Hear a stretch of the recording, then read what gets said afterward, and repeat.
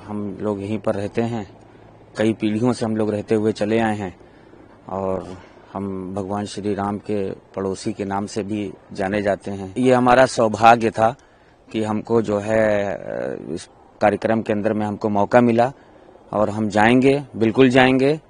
और चूंकि एक ऐसा इतिहास लिखने वाला है और उसके हम लोग साक्षी बनने वाले हैं, तो इससे अच्छी और कोई बात तो हो ही नहीं सकती। जीवन के अंदर में ये सब पल हमेशा याद रहेंगे। 42 साल की उम्र में इतने रूप अयोध्या के देखे हैं, इतने रूप अयोध्या के देखे हैं, और अब जो अयोध्या हो गई है, हम लोगों ने कभी कल्पना नहीं किया था कि कभी हमारी अयोध्या ऐसी हो जाएगी।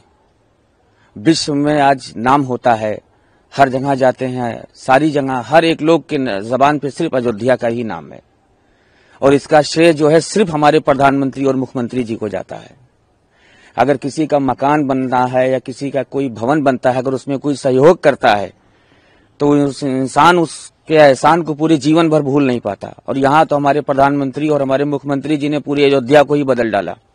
हम लोग पूरे जीवन भर उनके एहसान को भूल नहीं सकते हैं। छोटे से शहर में कभी कल्पना हम लोगों ने नहीं किया होगा कि हम लोगों को इंटरनेशनल एयरपोर्ट मिलेगा, रामपत ऐसी रोड मिलेगी, इतना बड़ा रेलवे स्टेशन मिलेगा, बस अड्डा मिलेगा। ये सोचने वाली बात है कि जो लोग यहाँ के दिल्ली, मुंबई, लखनऊ, गुजरात जहाँ पर कारोबार करने के लिए जाते थे, बिजनेस करने के लिए जाते थे, आज वहाँ के लोग यहाँ कारोबार करने आते हैं, वहाँ की कंपनियां यहाँ पर आती हैं। ये है अयोध्या। ये हमारे लिए जितने गर्व की बात है, हमारे पास कोई अल्फाज नहीं है कि हम आपके सामने बयान कर सकें। हम लोगों को जितना ज्यादा इसके ऊपर में गर्व है, वैसे तो आप पड़ोसी कह लीजिए, भगवान श्री राम हैं, अपने महल में हैं, ये सब उनका प्रांगण ही कहलाया जाएगा, ये उनकी प्रजा कह लीजिए आप। सब लोग हैं और सब यहाँ खुशहाल हैं। प्राण प्रतिष्ठा के बाद में यहाँ के एक ऐसा माहौल हो गया कि यहाँ का हर एक बाशिंदा, हर एक इंसान, कोई परेशान नहीं, सब खुशहाल हैं। सबके ऊपर में प्रभु की माया बरस रही है।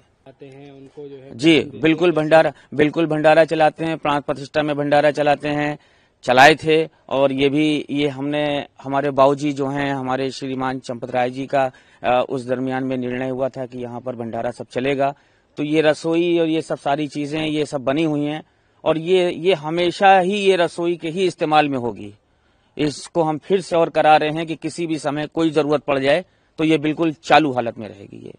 और कुंभ के मेले के अंदर में भी पूरा करीब 1.5 महीने तक समझिए कि रोड के ऊपर में सब पूरा चाय, नाश्ता, पानी का इंतजाम हम लोग बिल्कुल रात दिन लगे हुए थे।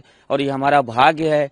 और भाग्य क्या है, ये तो उनकी मर्जी है कि जिससे काम लेना होता है वो ले लेते हैं। अब जो लोग विरोध करते हैं वो उनकी अपनी सोच होगी या उनका अपना जहन होगा।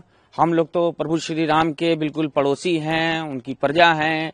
अब हमारी अयोध्या बिल्कुल बदल चुकी है। जिनके जहन में जिस तरह का भी जो जैसा माहौल चल रहा है वो अपना चलेगा, लेकिन हम लोग तमाम सारी चीजों को, इन सब अपने जहन में लाने का कोई मतलब ही नहीं है। Subscribe to One India and never miss an update. Download the One India app now.